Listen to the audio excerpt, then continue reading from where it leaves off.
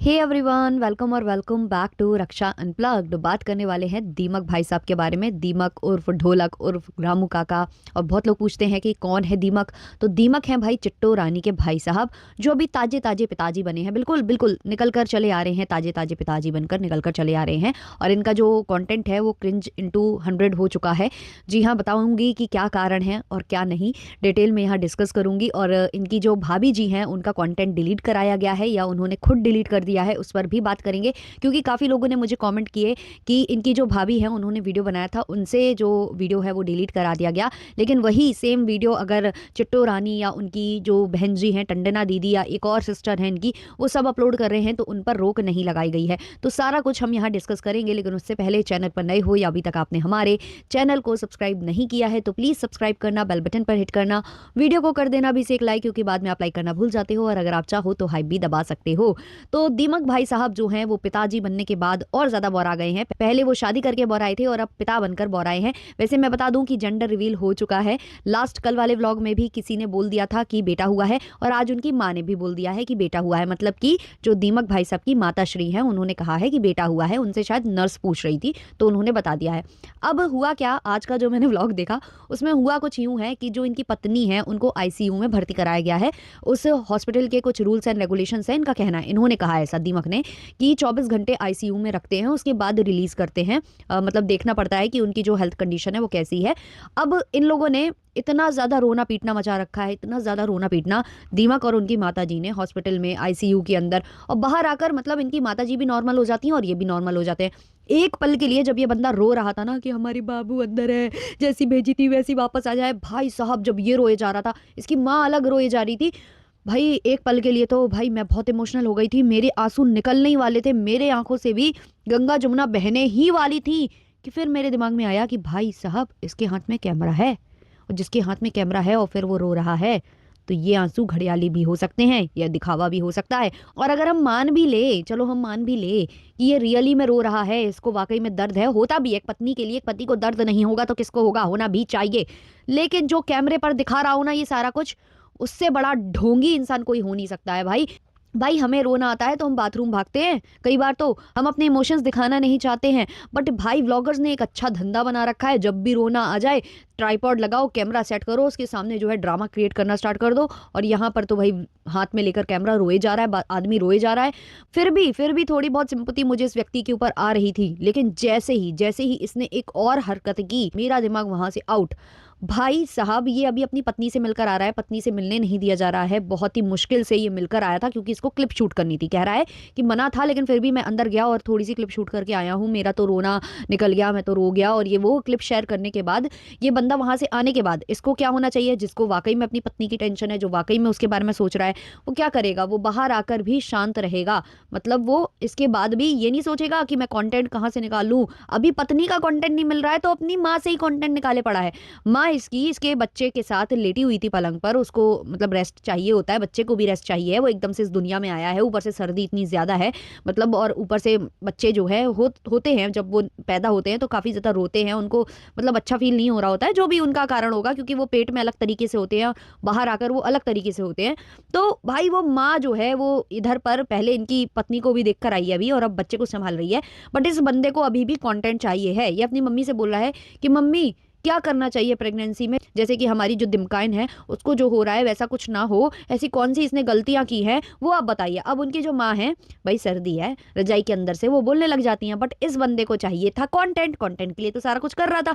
तो ये रजाई हटाता है और कहता है इधर देख कर बोलो, इधर देख कर बोलो, और पूरा कैमरे में कैप्चर करता है। फिर उसकी मम्मी जो है बताती हैं कि पानी ज्यादा पीना चाहिए, वो पानी बहुत कम पीती थी, वो नाश्ता जो है 11-11 बजे खा रही होती थी। तो इस फैमिली ने, मतलब इनका कहना है कि बहू ने अपना ख्याल नहीं रखा, इसलिए उसके साथ ये प्रॉब्लम्स हो रही हैं। जो बात होगी भाई, नहीं रख रही होगी वो ख्याल, बट जिस हिसाब से वो काम करती थी हमने उसको देखा है। और अगर वो खा पी नहीं रही है तो आप बैठाल कर खिलाओ ना काम करने के लिए। तो मतलब अगर वो एक दिन काम ना करे तो आप सबके मुंह सूज जाते फिर।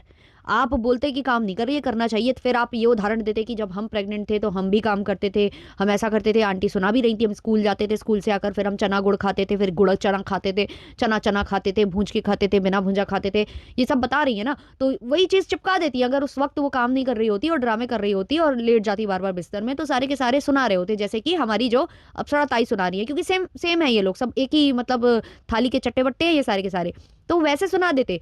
लेकिन वो काम कर रही थी और खा पी नहीं रही थी, तो केवल कंप्लेन कर रहे थे, भाई उसके मुंह में ठूंस दो ना, बैठाल के खिला दो ना, डॉक्टर से, जैसे ये लोग कह रहे हैं कि डॉक्टर डांटता था, तो कुछ ऐसी दवाइयाँ दिलवाते कि जो उसको खुद ही ऐसी भूख लगने लगती तो वो खाती, भूख खोलने की दवाइयाँ भी दी जाती हैं, तमाम तरीके की मेडिसिन चलती हैं आजकल। तो भाई मतलब मेडिकल साइंस बहुत तरक्की कर चुका है, लेकिन नहीं, काम मिल रहा था तो बस अब सारा थोप दो भाई, काम भी ना कराते फिर, कि चलो तुम खाती नहीं हो तो काम भी ना करो।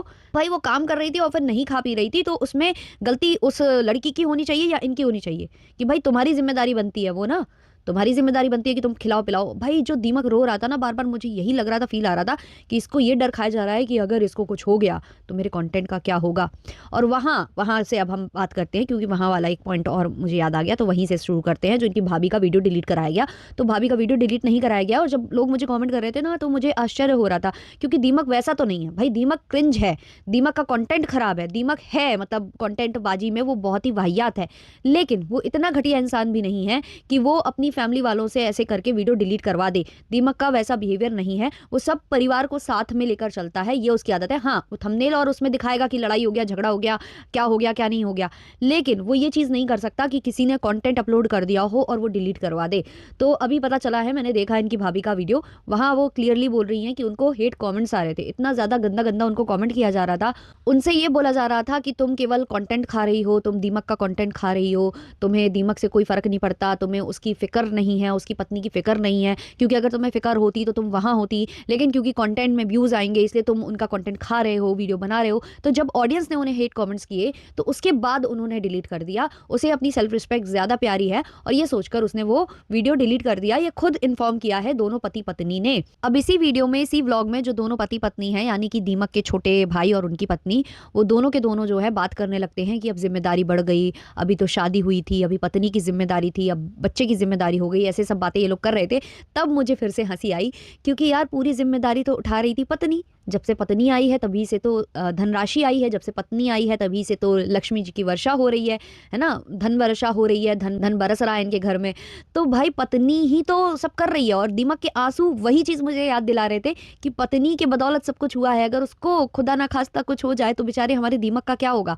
तो जिम्मेदारी दीमक के ऊपर नहीं आई है, दीमक की पत्नी के ऊपर आई है, कि अभी वो इतने लोगों का भरण पोषण कर रही थी, उसकी वजह से इतने लोगों का उद्धार हुआ था। अब जो है उसके ऊपर एक और जिम्मेदारी आ गई है कि उसे अपना बेटा भी संभालना है, बेटा उसकी परवरिश अच्छी करनी है, अच्छे स्कूल में भेजना है, उसका सब कुछ अच्छे से अच्छा करना है। तो जिम्मेदारी सारी दिमकाइन के ऊपर है, ना कि दीमक के ऊपर। तो बस ये सारी चीजें सुनकर मुझे काफी ज्यादा हंसी आ रही थी। और हाँ भाई, मैं ये मजाक नहीं कर रही हूँ, मैं वाकई में इमोशनल हो गई थी दीमक को देखकर।